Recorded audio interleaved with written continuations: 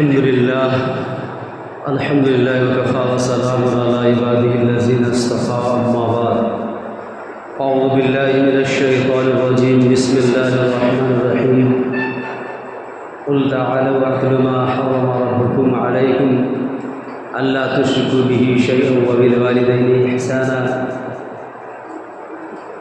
ولا تقتلوا أولادكم من إملاق نحن نرزقكم وإياهم قال الله تبارك وتعالى في موضع آخر إنه من يشرك بالله فقد حرم الله عليه الجنة ومأواه النار وما للظالمين من أنصار صدق الله العظيم قال النبي صلى الله عليه وسلم كان يغير الاسم الكبير او كما قال علیہ الصلاۃ والسلام۔ حضرات محترم، اللہ رب العالمین کا بھی انتہا فضل و کرم انعام اور احسان ہوا کہ اللہ تبارک و تعالیٰ نے ہمیں اور آپ کو نماز جمعہ کے لیے پہل سے پہل حاضر ہونے کی توفیق دی۔ میرے عزیز دوستو، میں نے آپ حضرات کے سامنے قرآن مقدس کی دو مختصر سی آیتیں پڑھی اور ایک حدیث پاک پڑھی ہے۔ بارگاہ رب العالمین سے دعا ہے کہ چند باتیں مجھے انہیں کی ضمن میں صحیح کہنے کی اور ہم اور آپ کو اس پر عمل کرنے کی توفیق عطا فرمائے، آمین ثم آمین یا رب العالمین۔ میرے عزیز دوستو، اللہ رب العالمین ارشاد فرماتا ہے سورہ انعام آیت نمبر 151 میں، قل تعالوا اتلوا ما حرم ربکم علیکم الا تشرکوا به شیئا وبالوالدین احسانا۔ یہ جو آیت کریمہ پڑھی ہے، اس کے اندر اللہ تبارک و تعالیٰ 3 باتوں کی جانب حکم دیا ہے کہ وہ 3 باتیں ایسی ہیں جن کو ایمان والوں کے اوپر یعنی جن کو لوگوں کے اوپر حرام قرار دیا ہے۔ وہ 3 باتیں کیا ہے جن کو اللہ تبارک و تعالیٰ نے ہمارے اور آپ کے اوپر حرام قرار دیا ہے؟ اللہ کے پیغمبر محمد عربی صلی اللہ علیہ وسلم کو حکم دے رہا ہے، قل تعالوا اتلوا ما حرم ربکم، اے میرے محبوب صلی اللہ علیہ وسلم آپ لوگوں کے سامنے بتلائیے، لوگوں کو تلاوت کر کے بتلائیے، اتلوا ما حرم ربکم علیکم کہ تمہارے رب نے تم پر کیا چیزیں حرام کیا ہے۔ اللہ تشرکوا بہ شیئا، پہلی چیز یہ کہ اللہ کے ساتھ کسی کو شریک ٹھہرانا یہ ایمان والوں کے لیے حرام قرار دیا ہے۔ اللہ کی ذات کے اعتبار سے ہو یا صفات کے اعتبار سے ہو، اللہ کی ذات کے اعتبار سے ہو یا صفات کے اعتبار سے ہو، اگر کوئی ایمان والا، کوئی کلمہ پڑھنے والا یہ عقیدہ رکھتا ہے کہ جس طرح اللہ رب العالمین موت اور زندگی کے مالک اللہ، روزی کا مالک اللہ، عزت اور ذلت کے مالک اللہ ہے، اسی طرح سے ہر ایک معاملات میں اگر کوئی انسان یہ تصور کرے کہ فلاں شخص یا فلاں انسان بھی ایسا ہی کر سکتا ہے،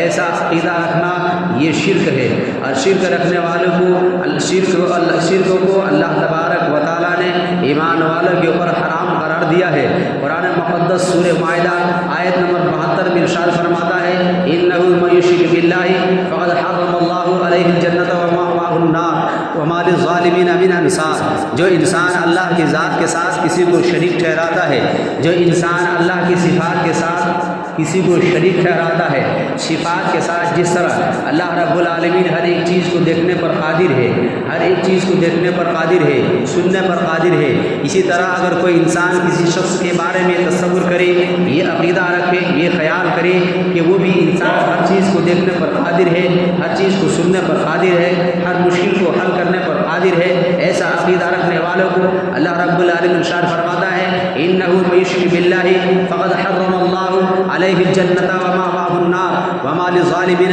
من انصار، کہ بے شک جو شخص اللہ کے ساتھ کسی کو شریک ٹھہراتا ہے، فقد حرم اللہ علیہ الجنۃ، اللہ تبارک و تعالی ارشاد فرماتا ہے بس تحقیق کہ اس پر جنت کو ہم نے حرام قرار دیا۔ حرم اللہ علیہ الجنۃ، جنت کو اس شخص پر، اس بندے پر حرام قرار دیا ہے جو اللہ کے ذات میں سے یا صفات میں سے کسی کو شریک ٹھہراتا ہے۔ میرے عزیز تو مال الظالمین من انصار، اور اور उस दिन कोई भी शख्स उसका मददगार नहीं होगा। मेरे अजीज़ दोस्तों, अगर अल्लाह रब्बुल आलमीन की शिर्क के मुतालिक अगर तफसीली गुफ्तगू की जाए, इसके लिए बहुत सारा वक्त की ज़रूरत है। मैं सरसरी अंदाज में चंद ये बातें अर्ज़ की। दूसरी बात जिसको अल्लाह तबारक व तआला ने हमारे और आपके ऊपर हराम करार दिया है, अल्लाह तुश्रिकू बिही शैअन व बिल वालिदैनि इहसाना। दूसरी बात ये कि औलाद माँ बाप की नाफरमानी करना, इसको अल्लाह तबारक व तआला ने हराम करार दिया है। पहली बात, अल्लाह के साथ किसी को शरीक ठहराना ये हराम किया है, चाहे वो ज़ात के एतबार से हो या वो सिफ़ात के एतबार से हो। दूसरी बात, जिसको अल्लाह तबारक व तआला कुरान मुक़द्दस में डंकी की चोट से ऐलान फरमाता है कि तुम पर ये हराम किया गया है, तो दूसरी बात ये है कि माँ बाप की नाफरमानी करना, माँ बाप के साथ बदसलूकी करना, माँ बाप के साथ बदतमीज़ी करना, माँ बाप के साथ हक़ तलफ़ी करना, गोया कि माँ बाप का मकाम मर्तबा है। मेरे अजीज़ दोस्तों, माँ बाप की खुशी में अल्लाह रब्बुल आलमीन की खुशी है, माँ बाप की रज़ामंदी में अल्लाह रब्बुल आलमीन की रज़ामंदी है, माँ बाप की नाराज़गी में अल्लाह रब्बुल आलमीन की नाराज़गी है। आइए मेरे दोस्तों, मैं आपको बताता चलूँ, आज हमारा मुआशरा, हमारा समाज के अंदर इतना बिगाड़ पैदा हो गया है कि लोग जिस औलाद के लिए माँ बाप ने नींद की कुर्बानी दी है, जिस औलाद के लिए माँ बाप खुद भूखे रहे औलाद को खिलाए, जिस माँ बाप के लिए जिस बच्चे के लिए माँ बाप ने खुद कपड़े नहीं पहने लेकिन उसके नए कपड़ों से मलबूस किए, आज वो औलाद अपने माँ बाप को एक वक्त की खाना देने के लिए तैयार नहीं, बीमार पड़ जाए तो उसकी इलाज करने के लिए तैयार नहीं, कोई मुश्किलात का सामना पड़ जाए तो उसके साथ खड़े होने के लिए तैयार नहीं। याद रखें मेरे दोस्तों, आज जो औलाद अपने माँ बाप से दूरी इख्तियार कर रहे हैं, वो इंसान दुनिया में भी कामयाब नहीं और आखिरत में भी कामयाब नहीं हो सकता है। और जो अगर माँ बाप की बद्दुआ निकल गई तो इनकी बद्दुआएं ऐसी काम करती है मेरे दोस्तों। अल्लाह के नबी मोहम्मद अरबी सल्लल्लाहु अलैहि वसल्लम ज़माने रिसालत इरशाद फरमाते हैं कि 3 शख्स ऐसे हैं जिनकी दुआ को अल्लाह तबारक व तआला फौरन कबूल फरमा लेता है। उनमें से एक ये भी है माँ बाप की बद्दुआ और माँ बाप की दुआ। माँ बाप की दुआ, माँ बाप औलाद के हक़ में अल्लाह तबारक व तआला फौरन कबूल फरमाता है और बद्दुआ को भी अल्लाह तबारक व तआला इस माँ बाप को औलाद के हक़ में फौरन माँ बाप की बद्दुआ को फौरन कबूल फरमा लेता है। मेरे अजीज़ दोस्तों, आज ज़रूरत इस बात की है, जिस माँ बाप का जो मकाम और मर्तबा है, उस मकाम और मर्तबा तो दूर की बात, हम उसे सलाम कलाम करना, उससे मीठी बातें करना, उससे हुस्न सलूक से बात करना, ये भी हम पसंद नहीं करते, ये भी हम गवारा नहीं करते। याद रखें, आप पूरी ज़िंदगी भर सुबह शाम रोज़ा रखते रहिए, रात भर तहज्जुद की नमाज़ पढ़ते रहिए, दिन भर रोज़ा रखते रहिए, तस्बीह सुबह शाम पढ़ते रहिए और सारे कार्य खैर कीजिए। ज़कात आप निकालिए, सदक़ात आप निकालिए, हज आप कीजिए, उम्रा आप कीजिए और मसाजिद आप बनवा लीजिए, मदारिस आप बनवा लीजिए, मकातिब आप बनवा लीजिए, खानकाहें आप बना लीजिए, दीनी इदारे आप कायम कर लीजिए, दीनी मजालिस आप कायम कर लीजिए, कुरान करीम की तिलावत करते रहिए, कुरान करीम की हदिया करते रहिए, एक ईमान वालों को दूसरे ईमान वालों की मदद करते रहिए, गरीबों के साथ हमेशा खड़े रहिए, यतीमों के साथ शफ़क़त के हाथ आप फेरते रहिए। लेकिन अगर आप अपने माँ बाप के साथ हक़ भी कर रहे हैं, अपने माँ बाप की खिदमत नहीं कर रहे हैं, अपने माँ बाप की बात फरमाबरदारी नहीं कर रहे हैं, याद रखें, ये कोई अमल कल क़यामत के दिन काम आने वाले नहीं है।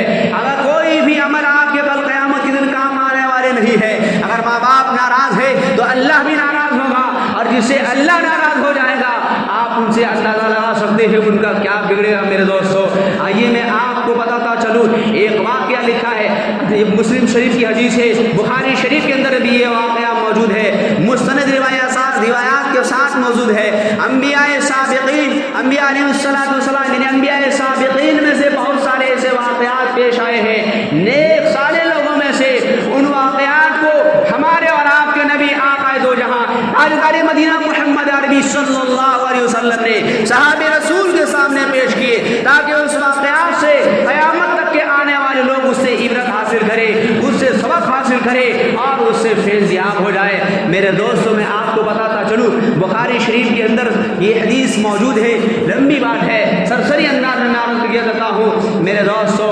हज़रत जुरैज रहमतुल्लाहि अलैह एक बहुत बड़े आबिद गुजरे हैं जो बनी इसराइल के रहने वाले थे। बहुत बड़े आबिद, इतने बड़े आबिद थे कि वो इबादत में इस तरह मुनहमिक थे بستی کو انہوں نے چھوڑا، گھر مکان کو چھوڑا، اور گھر سے باہر جنگل میں جو کھلا میدان تھا، جنگلات تھا، اس جگہ پر جا کر کے وہ عبادت میں ایک گرجا گھر بنایا اور وہیں جا کر کے عبادت میں مشغول ہو گیا۔ دن کو روزہ رکھتا، رات کو نوافل کی نماز پڑھتا اور تسبیح قرآن کریم کی تلاوت، گویا ہر وقت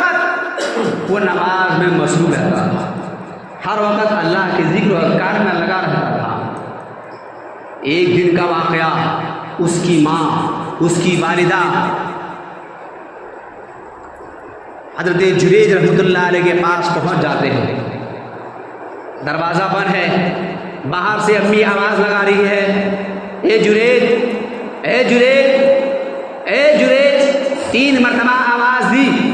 حضرت جریج یہ پہچان رہے ہیں کہ یہ میری ماں ہے، میری امی ہے، جو والدہ ہے، آواز لگا رہی ہے، میں اللہ کی عبادت میں مصروف ہوں، اگر میں اس کو جواب دوں گا تو میری عبادت میں خلل واقع ہو جائے گا۔ اس لیے حضرت جریج رحمۃ اللہ علیہ نے اپنی ماں کے اس سوال کا جواب نہیں دیا۔ ایک دن کا واقعہ چلا گیا، جب امی نے 3 مرتبہ آواز لگائی، جواب نہیں دیا، اس کی امی واپس گھر لوٹ کر کے آ گئی۔ ایک مسئلہ کی وضاحت یہ دیتا ہوں کہ حالت نماز میں اگر آدمی فرض نماز پڑھ رہا ہو اور ماں باپ مدد کے لیے ایسے حالت میں گہار لگائے کہ سخت ضرورت ہو اس کی، تو فرض نماز توڑنے کی بھی اجازت ہے۔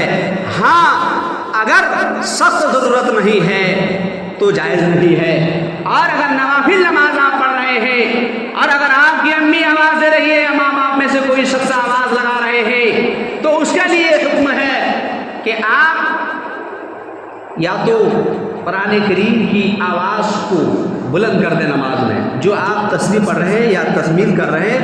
زور سے، تاکہ آپ کی والدہ کو پتہ چل جائے کہ میرا بیٹا نماز میں مشغول ہے، اس لیے تھوڑا ہم انتظار کریں گے۔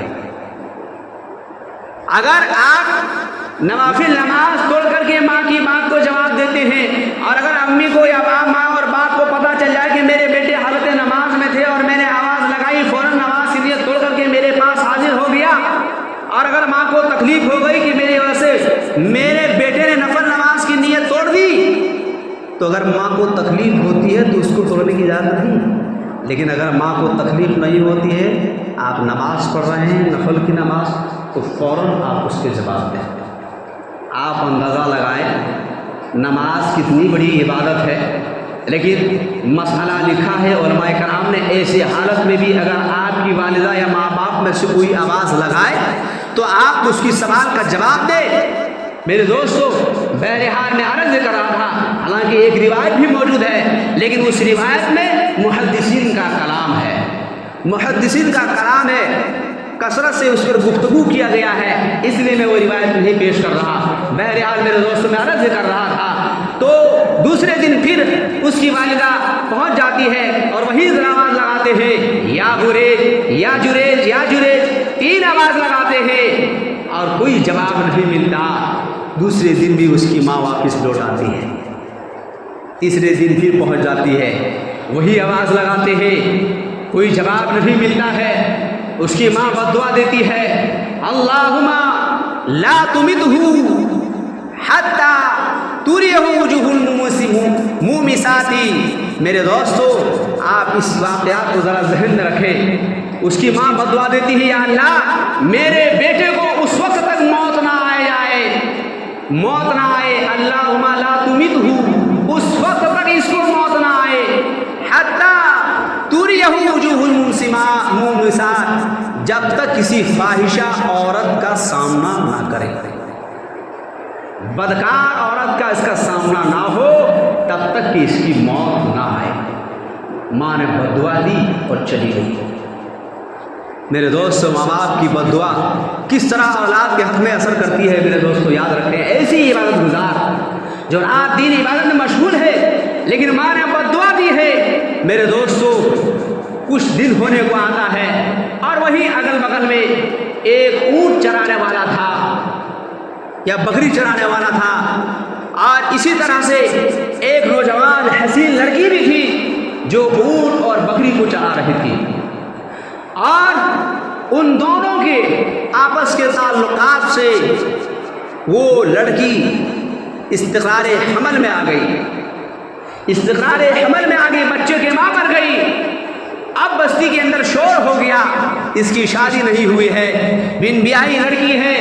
نکاح نہیں ہوئی ہے، نکاح نہیں ہوا ہے، آخر یہ بچے کی ماں کیسے ہو گئی؟ اب چرچا ہوا، بچے کو اس عورت نے جنم دیا، اس لڑکی نے جنم دیا، لوگوں میں چرچا ہو گیا۔ چرچا ہونے پر اس لڑکی سے جب پوچھا گیا تو لڑکی نے کیا جواب دیا کہ اس بچے کا باپ فلاں گرجا گھر میں جو حضرت جریج جو رہتا ہے، جو عبادت گزار ہے،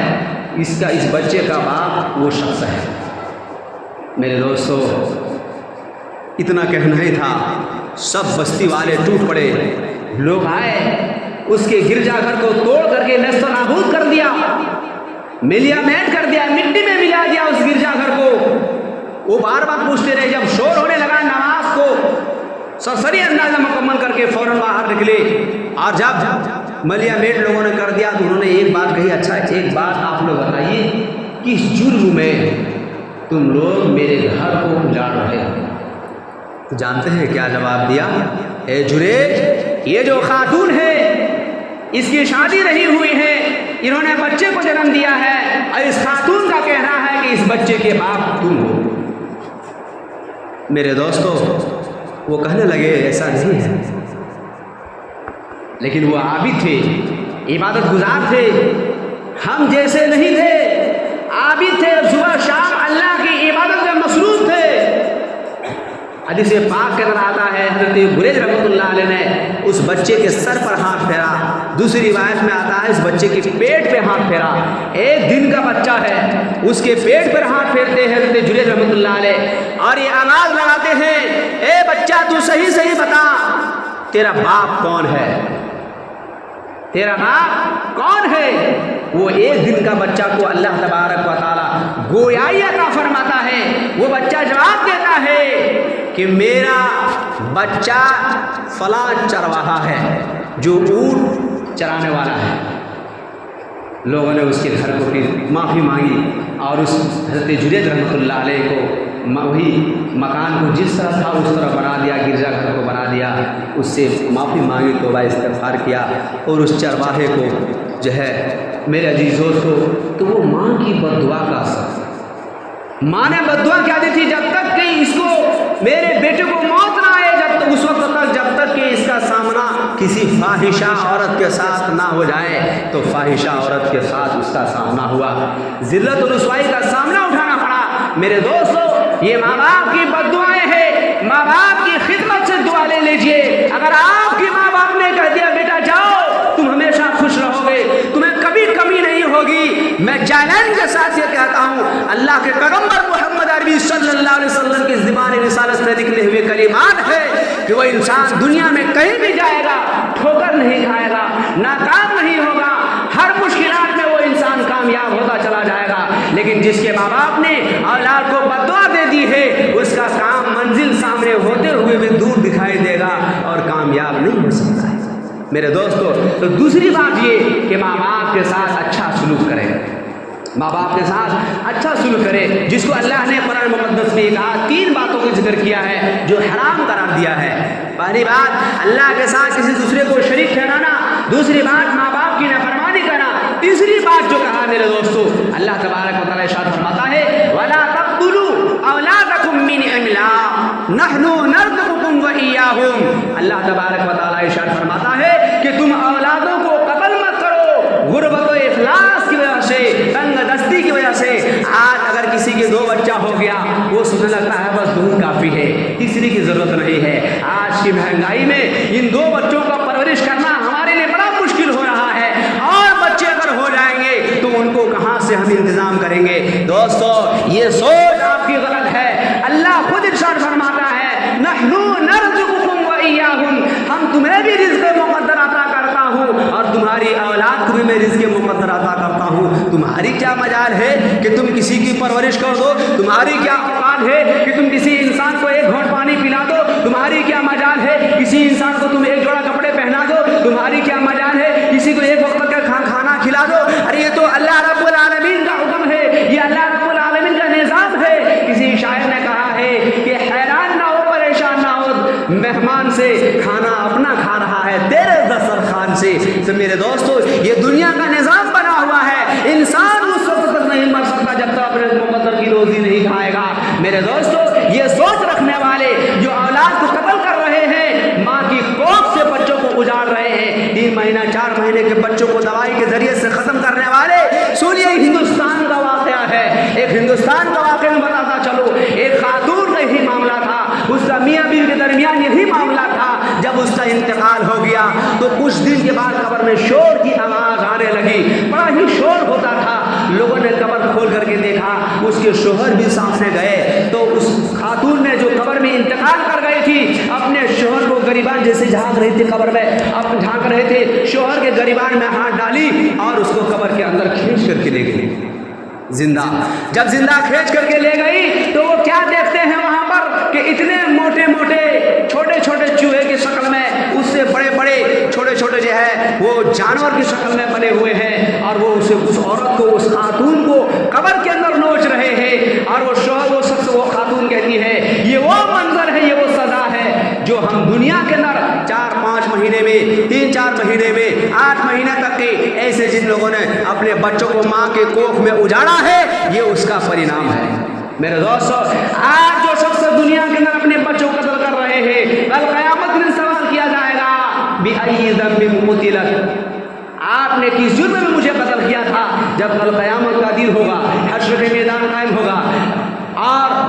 ہر انسان نفسی نفسی کے عالم میں ہوں گے، یہ چھوٹے چھوٹے بچے جن کو آج لوگوں نے یہ سمجھتے ہیں کہ انہیں وہ بچہ تو بول نہیں سکتا ہے، کل قیامت چاہے 4 مہینہ کا ہو یا 5 مہینہ کا ہو یا 6-7 مہینہ کا ہو، جن جن بچوں کو لوگوں نے تنقید کیا ہوگا، ان بچوں کو اللہ تبارک و تعالیٰ گویائی عطا فرمائے گا، وہی بچہ سوال کرے گا۔ قرآن مقدس میں ہے بِأَيِّ ذَنبٍ قُتِلَتْ، مجھے کس جرم میں قتل کیا گیا تھا؟ پروردگار عالم، میں اس میں اپنے ماں کے، یہ میری ماں ہے، میں اس کی کوکھ میں تھا، آج مجھے ماں سے جواب چاہیے، مجھے دنیا میں آنے سے کیوں روکا تھا؟ مجھے دنیا میں آنے سے کیوں روکا تھا؟ میری زندگی اس نے کیوں چھین لی تھی؟ میرے دوستو اس کا کوئی جواب نہیں بن پائے گا۔ ضرورت اس بات کی ہے میرے دوستو، آج کا معاشرہ، آج کا سماج، آئے دن یہ خبریں آتی ہے کہ فلاں شخص کے ساتھ ایسا معاملہ ہوا ہے۔ یاد رکھے یہ روزی انسان اپنے سے نہیں بلکہ اللہ تبارک و تعالیٰ جس کو عطا فرماتا ہے، آپ کی بھی نصیب کو اللہ دیتا ہے۔ اگر اللہ نے آپ کی اولاد دی ہے، اس کے نصیب کو بھی اللہ تبارک و تعالیٰ آپ کو ہی ملے گا۔ بات لمبی ہو جائے گی، لیکن ایک بات بتاتے ہیں، صحابہ رسول اللہ کے نبی کے پاس آئے، 2 بھائی تھے، 2 بھائی، ایک بھائی بہت محنت کرتے تھے اور ایک بھائی گھر میں بیٹھا رہتا تھا، کبھی دیکھتے نہیں، کام کیا نہیں کیا۔ اللہ کے نبی سے کہا یا رسول اللہ صلی اللہ علیہ وسلم، میرے بھائی ہیں یہ محنت نہیں کرتے، ہم کام کرتے ہیں، اگر یہ بھی کام کرتا تو کتنا اچھا ہوتا، یہ کام کرتے نہیں، ٹھالے پھرتے ہیں، اس لیے آپ ان کو الگ کر دیجیے۔ انہوں نے اس گھمنڈ سے کہا کہ ہم اسے کھلاتے پلاتے ہیں، یہ کام کرتا تو کچھ اچھا ہوتا۔ اللہ کے نبی نے کہا ٹھیک ہے، ارے تم اس سے الگ ہو جاؤ۔ دوسرے بھائی کو الگ کر دیا، اس کا آمدنی دھیرے دھیرے کم ہو گیا۔ اللہ کے نبی کے پاس پھر پہنچ گیا، یا رسول اللہ صلی اللہ علیہ وسلم، معاملہ تو الٹا ہو گیا، جب سے میرے بھائی مجھ سے الگ ہو گیا ہے میرے آمدنی کم ہو گئی، میرے کاروبار دھیرے دھیرے ٹھپ ہو گیا۔ اللہ کے نبی نے فرمایا تم یہ سوچتے تھے کہ تم اپنے مقدر سے اسے کھلا رہے ہو، ارے تمہارے بھائی تمہارے ساتھ تھا تو تمہیں اللہ تبارک و تعالیٰ تمہاری مقدر کو بھی دے رہا تھا اور اس کی قسمت کو بھی تمہیں دے رہا تھا۔ تو میرے دوستو جب ایک بھائی کی قسمت کا دوسرے بھائی کو دیتا ہے تو ایک اولاد کی قسمت کا اس کے باپ کو نہیں دے رہا۔ ضرورت ہے اس بات کی، اس لیے اس پر ذرا غور اور فکر کرنے کی بات ہے۔ بہرحال میں نے 3 باتوں کا ذکر کیا اس آیت کریمہ کے اندر، باتیں تو بہت ہیں، واقعات بھی بہت ہیں۔ اللہ نے پہلی بار کہا